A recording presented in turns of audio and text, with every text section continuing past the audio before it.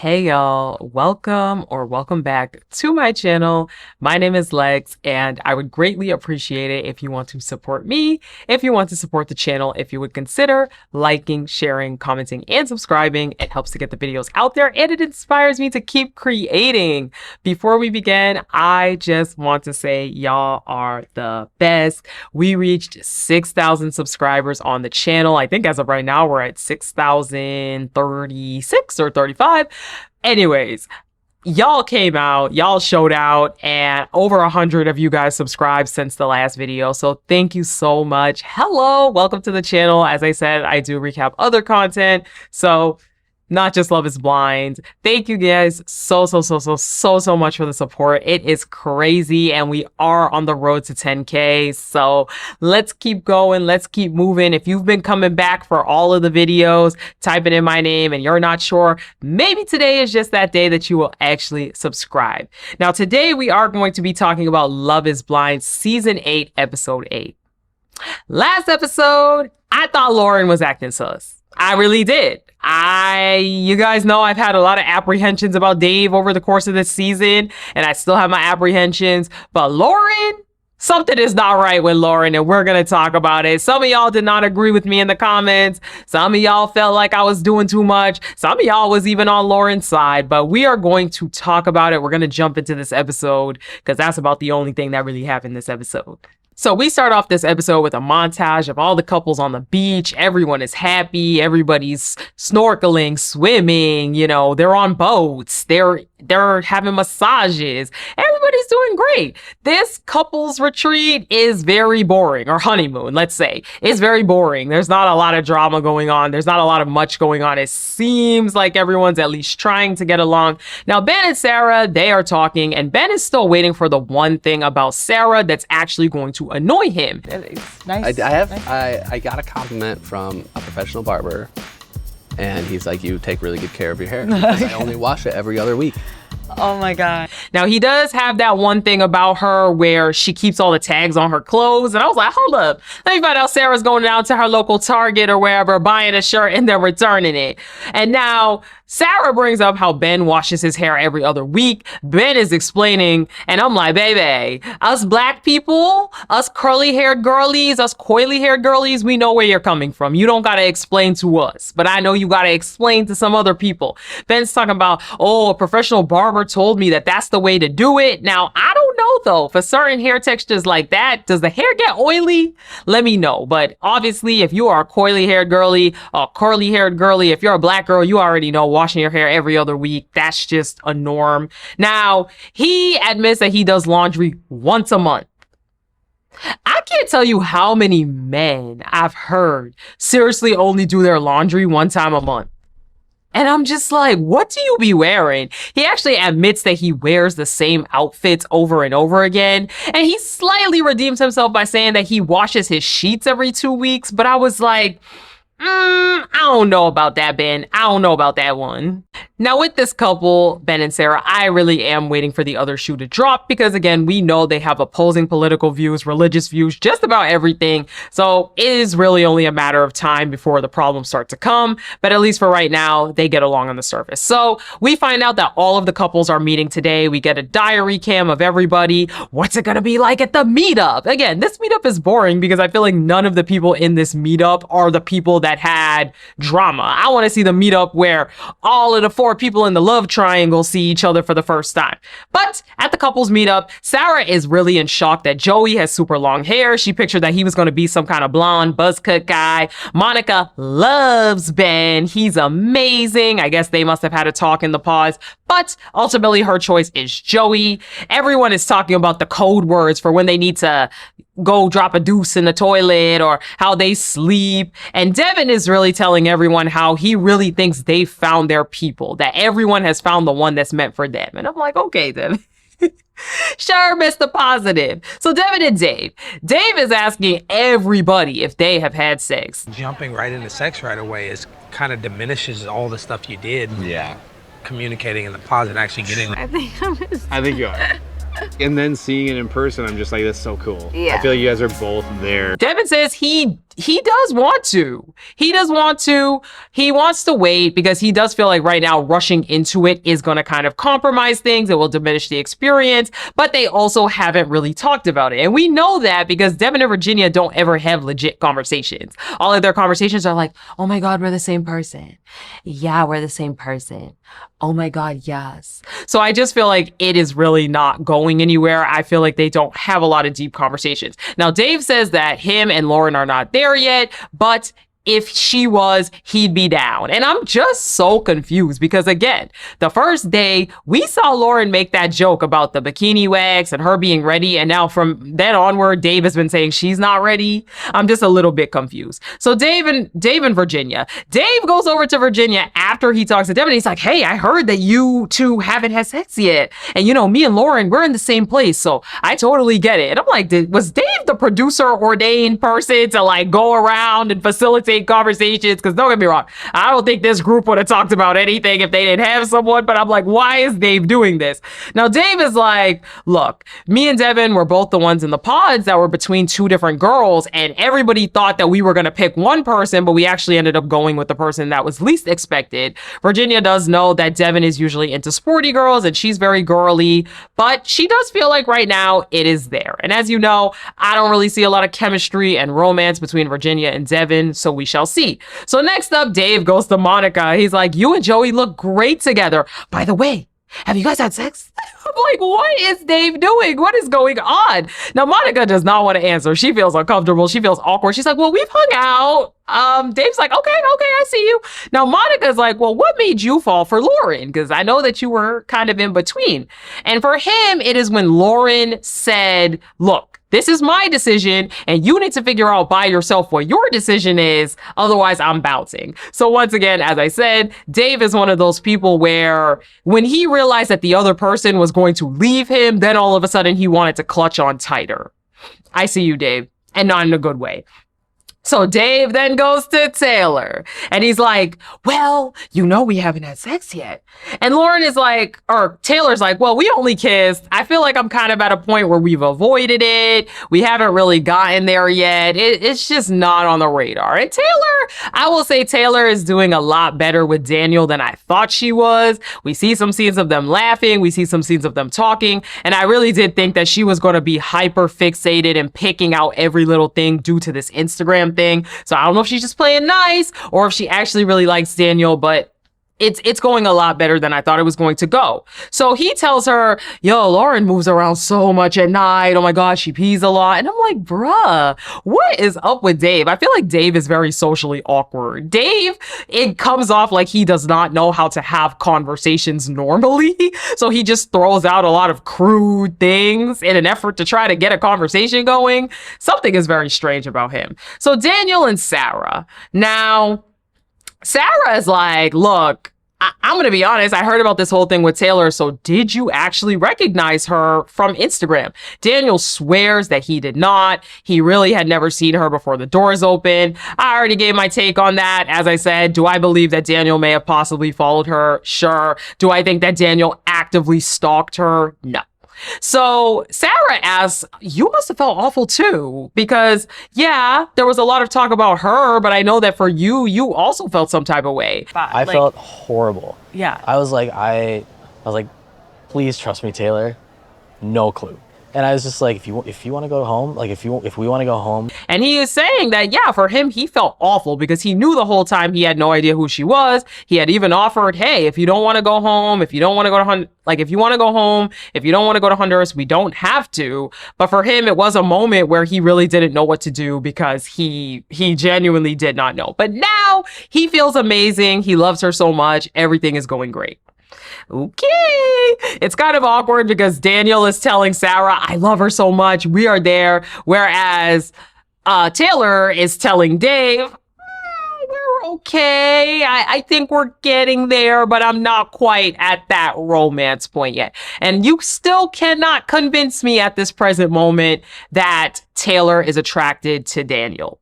we're just gonna have to see on that. So the guys chat. They're all talking. Dave is the leader, and he's talking about how it's very obvious that none of them want to jump that physical gun with the women. They are all pretty much ready, but they want to make sure that the women feel comfortable. So in the girls chat, Sarah's telling the girls about how she's the little spoon, and Ben comes over and gives her a hug, and it's so amazing, and oh, she's so happy. Woo, congratulations. So Virginia and Lauren. Virginia is talking about how for her, this whole experience is very weird because she feels way more comfortable with her strange fiance who she doesn't even know. She hasn't known him. She's known him only for a few days. There's so much intimacy. She always wants to be under him. And it's just so weird to me because I still get a lot of reserved feelings from Virginia. So for me, while she's saying one thing, I'm just getting different vibes off her behavior. So I don't know what the deal is, how it's going to go with them. But for her, she is claiming that she likes him. She's open to him. She feels very comfortable with him. Now in the guys chat, Devin's like, y'all know, I don't like PDA. I'm not the type that would want to do PDA naturally, but Virginia really makes me want to. Once again, Devin gives the same spiel about how he sees that each guy picked the girl that's for them. You know, Dave, I see you pick the girl that's yours. Joey, I see you pick the girl that's yours. Devin is like the motivational speaker of the bunch, okay? He is seeing love in the air for everyone. Well, Devin, you got more optimism than me because I am not seeing the love in the air for everyone. So back at the room, Virginia is really curious about what the guys talked about. And basically Devin was saying that he was seeing all of the love that everybody had for each other. He can really see the love in the air that every single guy has, that everyone picked the right person. So once again, Mr. Positivity, Mr. Motivational Speaker, Devin is giving Mr. Preacher Man. Fun to watch her talk about him because you can see her excitement when she's talking about him. Mm-hmm. And it's just like, and even with Sarah, she has the same, I think like Sarah and Ben. So for her, she really loved being in Honduras. It was really fun. You know, Devin's trying to get a little bit of a view of how was it for her? How does she feel? Do you feel comfortable being a wife? Do you see us in that relationship together? And for her, she enjoyed the view. She enjoyed Honduras. She enjoyed this trip. But her favorite part was just being in the room and getting to know each other. Now, Devin does ask her, so do you see yourself being a wife? Do you see yourself being my wife? And she's like, I definitely feel more confident. And he's like, well, I see myself being Virginia's hubby. And I'm like, okay. I don't know. There is something about the two of them when they are talking. You can just really feel the distance. I just really don't feel that closeness. It feels like they are very uncomfortable with one another. I don't know. If you've ever just been in a situation where you're talking to someone where you don't feel fully comfortable, that is the vibe that I get from them. And I feel like while some of the other couples are breaking those walls down a little tiny bit, some more than others, I just feel like with them, it is very closed off. Very closed off. And I just get the feel that they are very uncomfortable with each other. So Taylor and Daniel, Taylor is talking about how she feels like she never got the love back that she was always giving to people. So for her, now that Daniel has given her that love, she is wondering if there is any flaws about him. I'm just not gonna stop.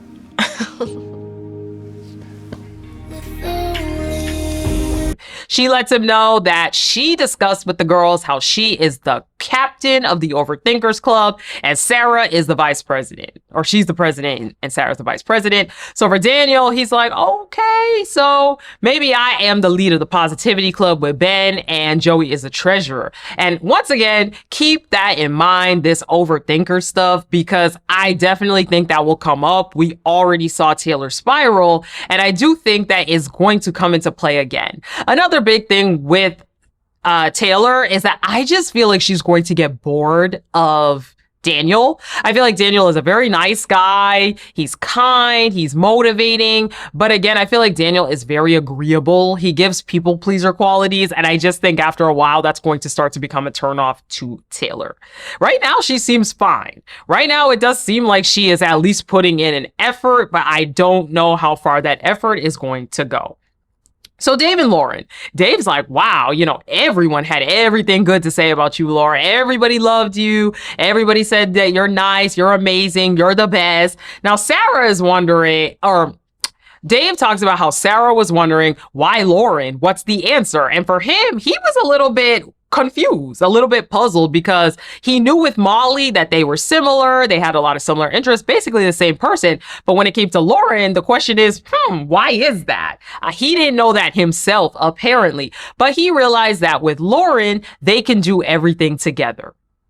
In my opinion, that is a major red flag. If somebody asks you, why do you like your partner? Why did you choose this person? And you can't think of an actual answer, that is a major red flag in my opinion. And I don't know why Lauren is not looking at stuff like this more as a red flag. Maybe because it's so early on and she's just nervous and thinks they're both nervous, but I don't know. It just seems to me that if he can't even answer the simple question of why did you pick this girl without having to think about it, that's crazy. So they talk a lot about potentially having each other's phone numbers, potentially having texted each other. And remember, Dave knows 2 people that Lauren has been with or dated or casually dated, which I already think is very, very weird and very, very strange. Now, Dave does talk about how the first person he's going to call when he gets back is his sister. And Lauren's like, with or without me? And he's like, without you, of course. I just have to warn her.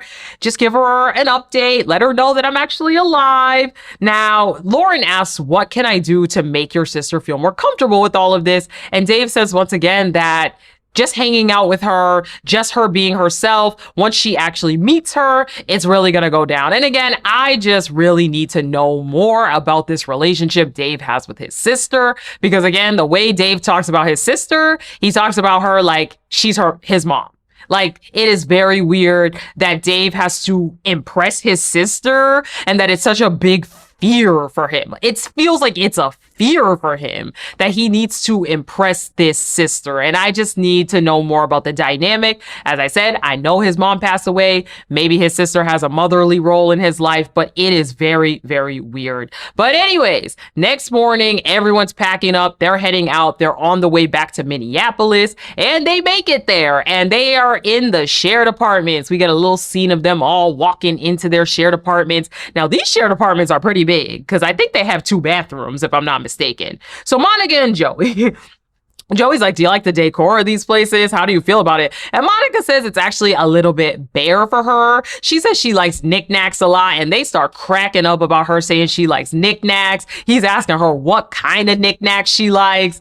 These 2, again, the banter is good. I don't really get how people don't see the romance. I think they have a very friend-based romance, and I see it for them. They joke around with each other. Now, Joey is talking about how it is always clean in his apartment. He is always cleaning. He's very meticulous, and I got that from Joey.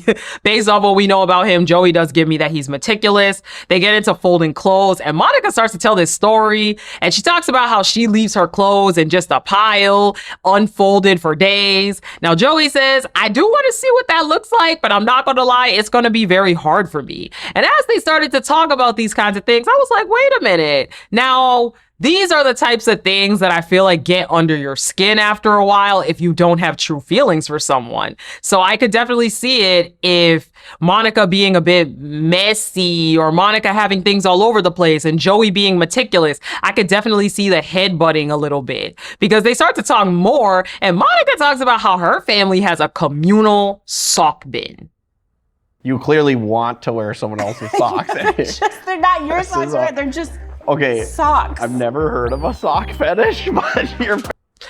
And she was like, is that weird? How is that weird? Girl, I'm sorry. Monica is a little bit kooky. I thought Joey was going to be the very, very kooky one. Monica and her family, they the kooky ones. I ain't gonna hold you. A communal sock bin? Girl, what are you talking about? She's confused while he's confused. So anyway, Daniel and Taylor, she's showing off her outfits from the pod. She's like, you didn't get to see like half my outfits from the pods. Daniel's like, I didn't get to see any of your outfits from the pods. She even saved the roses from when he proposed. So for her, she's another one, once again, talking about how moving in with her fiance that she's technically only known for like 3 days is very, very weird. but she is excited to see where things could go with them. Now, she revisits the Christmas tree conversation because in her 1-bedroom apartment, she only put up she put up 4 Christmas trees, sorry. So she's revisiting that. Daniel's like, I'm cool with anywhere between 1 to 3. I'll let you handle that because you really care about that. But for her, it is really fun to start picturing life together. And again, Taylor seems to be being a much better sport about this. Maybe she does actually feel genuine guilt and shame for the fact that she really tried to expose Daniel and drag him, and then she looked like a clown. So anyway, Sarah and Ben, they both broke the news to their families about the engagement. Ben says that he could hear the skepticism in his family's voices. They are worried about the timeline. They are worried about the process. For Sarah, her sister was also wondering, is this safe? Is this forced? So for both of them, their families are not 1,000% on board, but they're hearing it and they're okay with it. Now, he does admit that the feelings that he feels for her right now are feelings that he typically feels 1 year into a relationship or longer. And I don't know, y'all. It's just something about Ben gives very immature. I feel like also with him talking about having this strict religious upbringing, I am curious how many girlfriends he's had, how many relationships he's been in, because it's just giving that he is all in entirely too fast. And I don't even get the vibe that Sarah is there yet. I think Sarah likes him. I think Sarah's physically attracted to him. She likes him. But Ben is giving, I will marry you tomorrow before I even know you vibes. And again, let's not forget some of the things that you guys have that are not quite the same. All right, so Lauren and David. Lauren is really excited to learn about Dave's living style. He's not a decorator. He has a bare apartment. I'm like, yeah, so do like 75% of men. Feel like every man's apartment I've been to literally never has a decoration in it. Now, these two, I also are another couple. I feel like they are not comfortable talking to one another. It feels very rigid. I don't really feel like there's a natural flow to their conversations.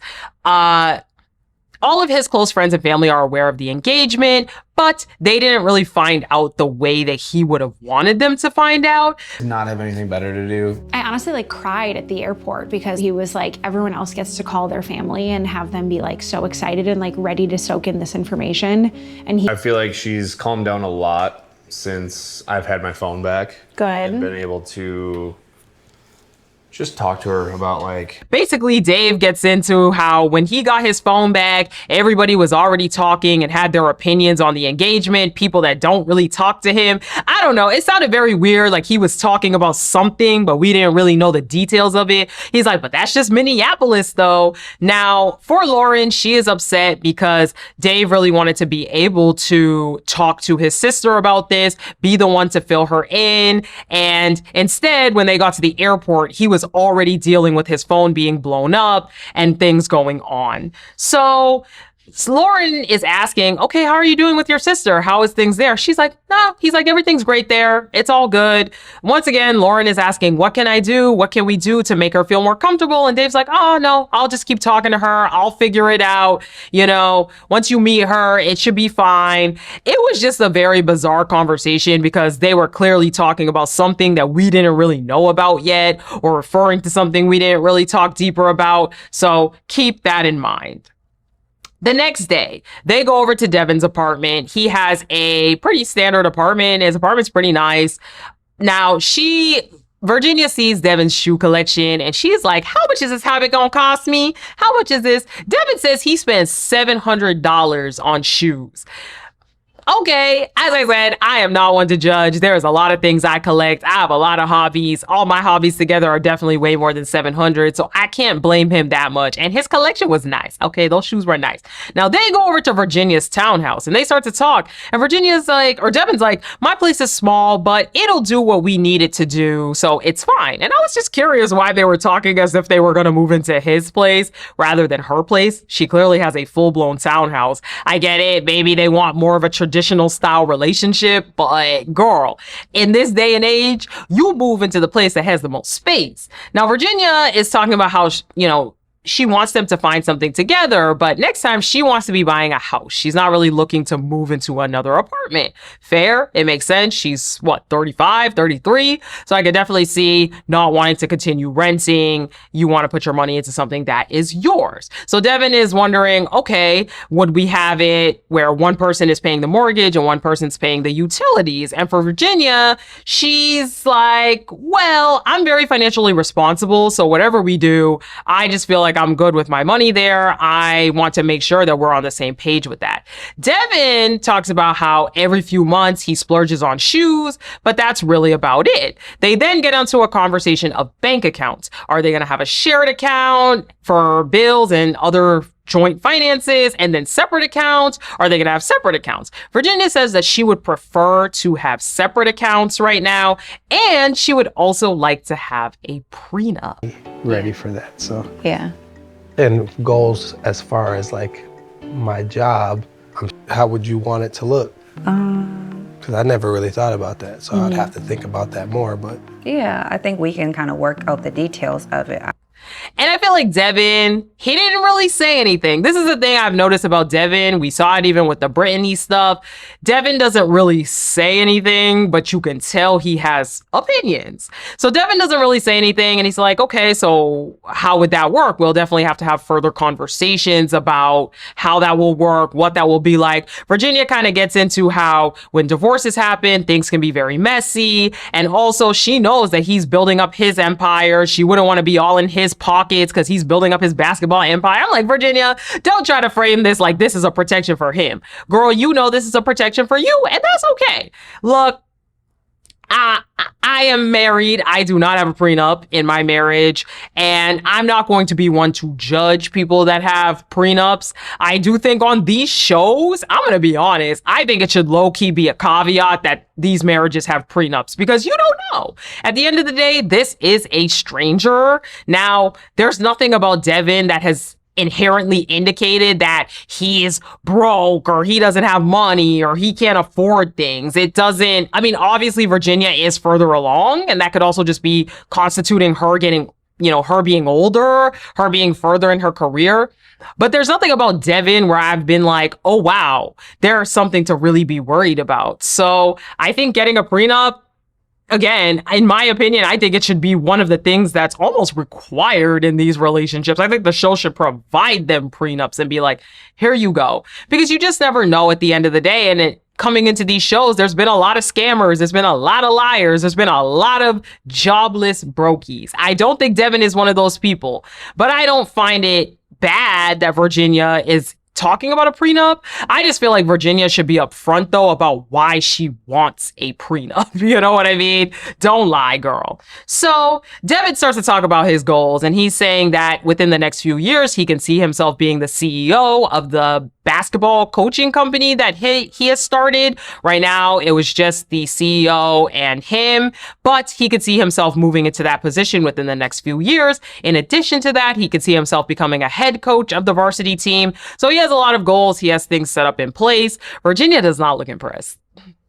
I'm telling you, Virginia is not impressed with this man. I think Virginia, it has hit her in reality that she's with a guy who is quite a bit younger than her, is not necessarily in the same space career-wise. And I just feel that Virginia, as soon as, especially when she saw that apartment and realized, oh yeah, he's apartment living, I'm townhouse living, we're kind of here, not there. I don't know. It just, to me, feels like Virginia was not impressed. Virginia talks about how for her, financially, she has started small, but she is working her way up there as well. She does realize it's not going to be through her salary, but it's going to be through investments. So Devin does talk about how right now the only debt that he has is medical bills and student loans. And Virginia throws out, look, I'll be honest, I would even be willing to pay down your debt if that was something that we needed to do in order to make our relationship work. And I was just confused because I'm like, girl, how in the world are you going to feel comfortable to pay off this man's debt potentially, which I don't know why you would say that at this stage of the relationship. Yeah, as I said, nothing about Devin is giving me scammer, but you don't know. On this show, I would not be telling anybody that I'm going to pay off anything for them yet until I know them. This should have been a private conversation off camera about paying off the debt. But second of all, how are you going to say that, but then you want a prenup? Girl, make it make sense. They're both financial decisions that if you're with a scammer are going to burn you. I don't know. Let me know what y'all think about that. So they get down to David's apartment. So David has nothing in his apartment, nothing in his fridge, nothing in his cabinets. His TV stand is not put together. It was given Izzy from seasons ago where he just had a few paper plates in the cabinet. Okay, paper plates. Now, this is for Lauren a weirdly comfortable situation. For her, she feels really happy because her parents are on board. They're open, which she does believe will make her brothers feel a bit more comfortable about it. Right now, her brothers are a little bit worried about the reality TV aspect of it, how things can get twisted, how they can make her look a certain way that she isn't. And Dave says that the same thing is true of his sister. Before the show, his sister read all these articles. She got really paranoid. And so now he's had to spend his time explaining to her everything that's going on. So once again, Lauren is wondering what would make David's sister more comfortable. I think this is the third time they've had the conversation this episode. And this time David just says, once again, once she meets you, once she hangs out with you, I know it's going to be fine. Everything's going to be great. I need to see Dave's sister. What episode is she gonna be on? Please, because enough is enough with the sister. He goes on and on and on about how his sister is so cool. You know, he's like, it's so fun to brag about your family members. And then she asks him about what his dad thinks about him being engaged. Dave says something about how he is 32 years old and at some point he should be able to make his own decisions. His dad can't hold his hand forever. So at this point, his dad just wants him to be happy. So Lauren decides to drop that her dad was not happy that her brothers lived with their significant others before they got married. Now, she comments that he hasn't really said a whole lot about their particular situation, but she's also not really sure how much he actually knows. And Dave's like, what do you mean? She goes on about how her dad is really, really traditional and that this is just something that he's always felt that living together before marriage is not a great thing. Now, Dave does talk about how with his mom, she would be the same way. And even when they would have holidays at his grandma's house, his dad would sleep in the basement. So he definitely gets it. It's something that could happen as well. For him right now, the biggest hurdle though is that people want to talk about him that are not involved. He's very, very frustrated that as soon as he got his phone, people were so busy talking this, talking that, saying this, saying that, and they just do not simply know the situation. Girl was dating a guy that we know. Apparently they hung out like the Friday before she left on Sunday. And apparently the guy's like still texting her and trying to see her and stuff. And he lives in the freaking building that we moved into. Again, referring back to whatever it was that he was talking about. So in the confessional, Dave lets us know that his friends are confused because Lauren was seeing a guy that they know and they were apparently hanging out up until the Friday before she was supposed to leave on Sunday. And in addition to that, that guy lives in their building and is supposedly still trying to talk to Lauren and get back with her. So now for Dave, he is extremely confused because he doesn't know if maybe Lauren thought she ended it, but the guy didn't get the idea, or if Lauren downplayed things and is lying, or if something else shady is going on. And I just want to say this. I'm not saying I believe Dave 100%. I have no idea what's going on, but there was a lot of y'all in the comments who tried to be like, it's not that weird to be talking to somebody while you're doing this process. I'm so sorry. That is not true, y'all. The way that Lauren described this, she was very clearly saying that during the process of this experiment, meaning when she knew she was going to be on the show, she was dating a guy. And if it worked out with that guy, I guess she was planning to drop out of the experiment. I'm sorry, but I just feel like y'all would be saying a lot of other things if somebody else presented that. I just feel like because it's Lauren and people are looking at her like, oh, this innocent girl, that no one's feeling that way. But I feel like if there were other characters on this show that said something like that, y'all would have a whole dissertation on how crazy that was. So I'm sorry. I think it is absolutely crazy that she admitted that she was talking to two people, I believe, up until the time that she was supposed to leave for the show. Now, do I think Dave's friends know the entire story? I don't know. What is confusing me is that I thought Lauren had told Dave this whole thing for the first time, but apparently his friends somehow know all this information and are talking about it. It is very, very weird to me, but something is fishy. Y'all cannot tell me that something is not fishy about what's going on with Lauren. I feel like Dave is playing the game and Lauren is playing the game too. And something is very off about the two of them. And I'm sorry, but something is very off about Lauren's dating history prior to this show. Because as I said, this dating history was going on while she was on Love is Blind, like in the process as she was getting ready to leave for the pods. No. Y'all are never going to convince me that that was okay, because it was definitely not okay. So Dave's sister apparently heard as well that Lauren had a boyfriend going into the show. So now this is a really big problem for Dave, where he has to basically tame everyone because they're all talking about Lauren and have this impression of her. And once again, don't get me wrong, Dave is definitely playing the game as well, because you cannot tell me that Dave was not dating girls and being with people up until he left either. But it's just not looking good. It's not looking good for Lauren. I don't know, y'all. So anyway, Monica and Joey, they go to Monica's family home, which is where she's living now. Remember, she's taking care of her grandmother, so she quit her job. Everyone is screaming. They are loud people, okay? Just like Monica, it is screams here, screams there, screams everywhere.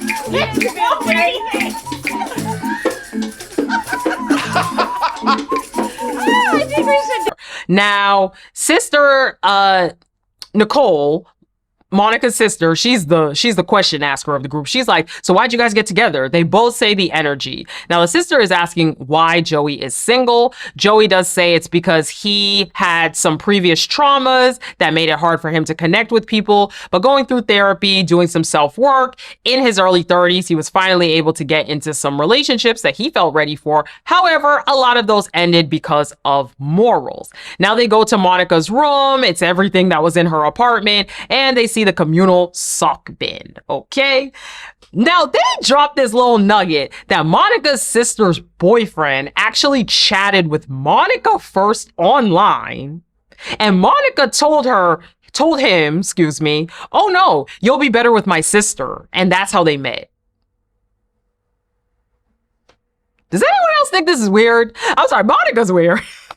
Monica is really weird. I thought Joey was going to be the real weird one out of the group, but no, Monica is the weird one. They take out these instruments and they all start playing the flute. They got these crazy camera angles of dad's playing the drums, the boyfriend's playing the flute. I was like, what is going on? So Monica and her sister Nicole, they go outside to talk. Her sister says, yo, it's real weird to see you with a significant other, especially because Joey isn't your type. Monica doesn't really answer to that. She's like, I don't really have a type. Sister's like, no, your type would be like a 6'5", super tall Italian guy. Monica's like, that would be everyone's type. I'm like, oh God. Now, I think for women, it is a lot more common to be open to dating a guy who's not necessarily your ideal type if he has redeemable qualities. I'm not saying for every woman, clearly not, as we've seen on these TV shows, but I just think that that's not as big of a deal when it comes to women as it is for men.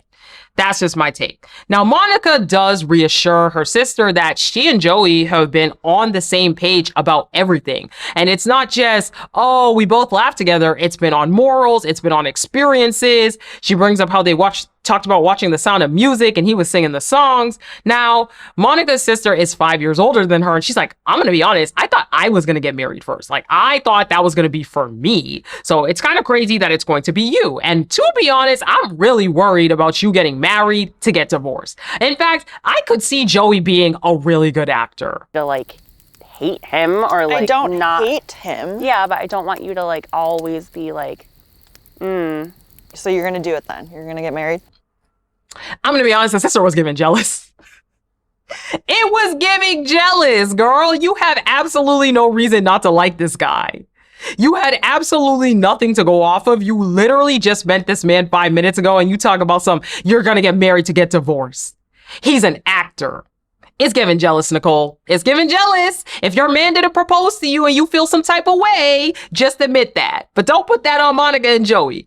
Anyways, that is our episode. If you made it to this point of the video, that means you liked the video. So I would greatly appreciate it if you would support the channel by liking, sharing, commenting, and subscribing. It helps to get the videos out there and it inspires me to keep creating. Thank you guys so much. Let me know what you think in the comments. Do you think that something sus is going on with Lauren and her dating history prior to this this show. How do you feel about Monica's sister going in? Do you think these couples are going to work out? Do you think the prenup was the right idea? Let me know what you guys think, and we will talk in the next one. And as usual, please do not put spoilers for episode 9 in the comments. Thank you, and I'll talk to you guys in the next one. Bye.